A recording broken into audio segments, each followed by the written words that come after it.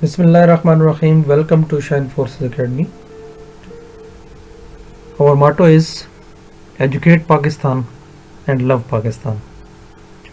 हमारा मकसद अपनी फोर्सेस को मज़ीद कामयाब बनाना है, एजुकेट करना है अपनी आवाम को, अपनी फोर्सेस को। आज हम स्टार्ट करेंगे फिज़िक्स में टेस्ट नंबर 19। यहाँ पे आपको क्वेश्चन मिल रहा है the number of base units in SI system international कहते हैं, तो कितनी यूनिट्स हैं? 7।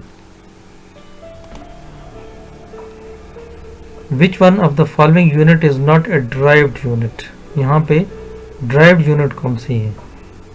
तो इसमें ड्राइव्ड यूनिट जो है वो किलोग्राम है। ठीक है, नेक्स्ट हमारा क्वेश्चन है amount of a substance in terms of numbers is measured in. Amount of substance जो है वो किस मिकदार में मेजर की जाती है? तो वो है जनाब मोल।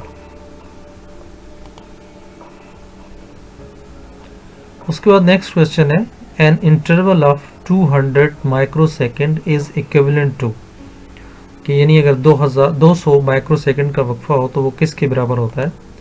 तो वो 2 × 10⁻⁻⁴ सेकेंड के बराबर होता है। Which one of the following is the smallest quantity? तो सबसे छोटी यूनिट कौन सी है? सबसे छोटी यूनिट जो है वो 5000 नैनोग्राम। ठीक है, नेक्स्ट है which instrument is the most suitable to measure the internal diameter of a test tube? यानी किसी भी टेस्ट ट्यूब का जो अंदरूनी हिस्सा है उसको नापने के लिए हम कौन सा आला इस्तेमाल करते हैं? उसे हम वर्नियर कैलिपर कहते हैं। नेक्स्ट हमारा क्वेश्चन है a student claimed the diameter of a wire as 1.032 centimetre using vernier callipers. Up to what extent do you agree with it? किस हद तक आप उससे एग्री करते हैं? तो इसका जवाब है 1.03 सेंटीमीटर। तो ये फार्मूला है, उससे आप निकाल सकते हैं। A measuring cylinder is use to measure. एक मेजरिंग सिलेंडर से हम क्या नाप सकते हैं? तो सिलेंडर में हम ज़ाहिर है कोई चीज़ डालेंगे, लिक्विड डालेंगे, गैस डालेंगे, तो वो वॉल्यूम की शक्ल में होती है, तो इसलिए जवाब वॉल्यूम होगा। A student noted the thickness of glass. Thickness कहते हैं मोटाई, कि एक गिलास की मोटाई, गिलास की शीट जो होती है उसकी मोटाई उसमें क्या कहते हैं नोट की, यूजिंग अ स्क्रू गेज को इस्तेमाल करते हुए। मेन स्केल पर it's reads 3 divisions, 3 divisions main scale पर हैं, जबकि 8th डिवीजन जो है वो सर्कुलर स्केल पर है। तो उसकी थिकनेस फिर कितनी होगी?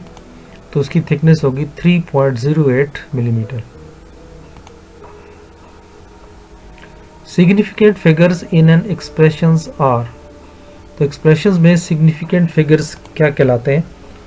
All the accurately known digits and the first doubtful digit. A body has translatory motion if it moves along a, कि एक बॉडी जो है वो ट्रांसलेटरी मोशन कहलाती है अगर वो मूव करती है, हरकत में आती है, किस डायरेक्शन में? अलॉन्ग स्ट्रेट लाइन भी हो सकती है, सर्कल भी हो सकती है, लाइन विदाउट रोटेशन भी हो सकती है, कर्व पाथ भी हो सकती है। तो इसका आंसर होगा ऑल करेक्ट। नेक्स्ट है the motion of a body about an axis is called.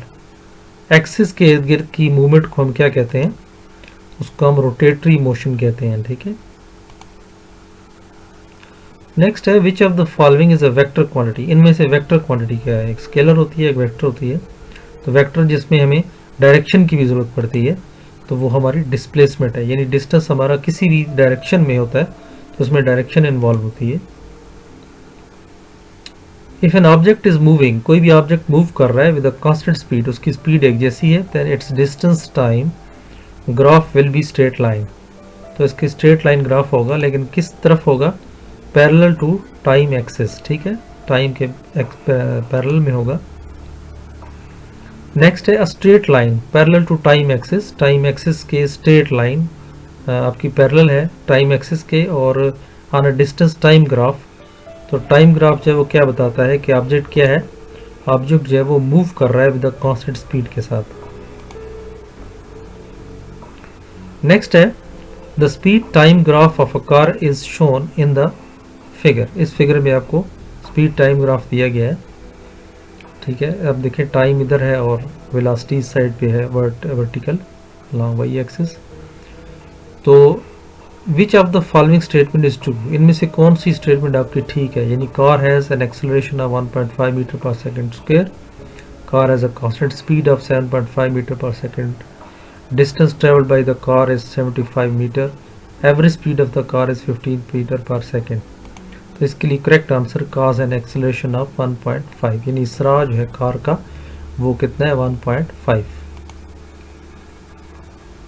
उसके बाद है विच of the following graph is representing uniform acceleration, uniform एक ही स्पीड के साथ जा रही है, उसमें कोई जो है वो, तो ज़ाहिर है अगर एक चीज़ बढ़ेगी दूसरी भी उतनी बढ़ेगी, ठीक है। लॉन्ग एक्सिस अगर बढ़ेगा तो वाई एक्सिस भी उतना बढ़ेगा, तो स्ट्रेट लाइन जो है ये दिस शोज़ के आपकी यूनिफॉर्म जो है वो एक्सेलरेशन है।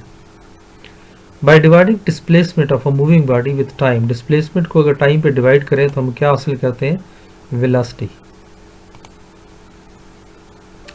A ball is thrown vertically upward, यानी सीधा ऊपर अगर आप एक बॉल को फेंकें तो उसकी वेलोसिटी हाईएस्ट पॉइंट पे जाकर क्या हो जाती है, हमेशा ज़ीरो हो जाती है, इसलिए वो फिर उस पॉइंट से वापस आ जाता है। अ चेंज इन पोजीशन, जब भी पोजीशन में आप कोई भी तब्दीली करेंगे तो उसको हम क्या कहते हैं, उसको हम डिस्टेंस कहेंगे। अ train is moving at a speed of 36 kilometre per our, एक ट्रेन जो है वो मूव कर रही है कितनी स्पीड के साथ, 36 kilometre per hour. Its speed expressed in metre per second, अगर हमने इसको मीटर पर सेकेंड में एक्सप्रेस करना है तो इनमें से कौन सा जवाब होगा, तो इनमें होगा 10 metre per second. A car starts from rest, rest कहते हैं हालत सुकून से वो कार स्टार्ट होती है। इट एक्वायर्स अ स्पीड, और उसकी स्पीड बढ़ते बढ़ते 25 मीटर पर सेकेंड के हिसाब से बढ़ जाती है 20 सेकेंड के बाद। तो distance moved by the car, इस टाइम के दौरान कितना डिस्टेंस उसने कवर किया, 250 मीटर, ठीक है। Newton first law of motion is valid, उस वक्त ये वैलिड होता है जब इन द एब्सेंस ऑफ, किसकी गैर मौजूदगी में, तो फ्रिक्शन अगर नहीं होगी तो फिर उसके बाद Newton first law of motion जो है वो वैलिड होता है। इनर्शिया डिपेंड, इनर्शिया किस चीज़ पर डिपेंड करता है, इनर्शिया हमेशा मास पर डिपेंड करता है, जमूद जिसे कहते हैं।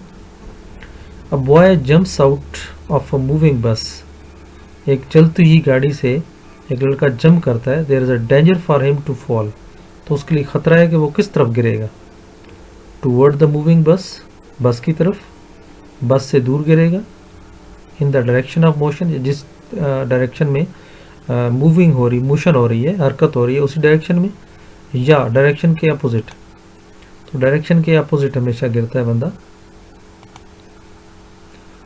तो डियर व्यूअर, आज हमने पढ़ा फिज़िक्स में नेक्स्ट कुछ सवाल हमने पढ़े, उम्मीद है कि आपको समझ आ गए होंगे।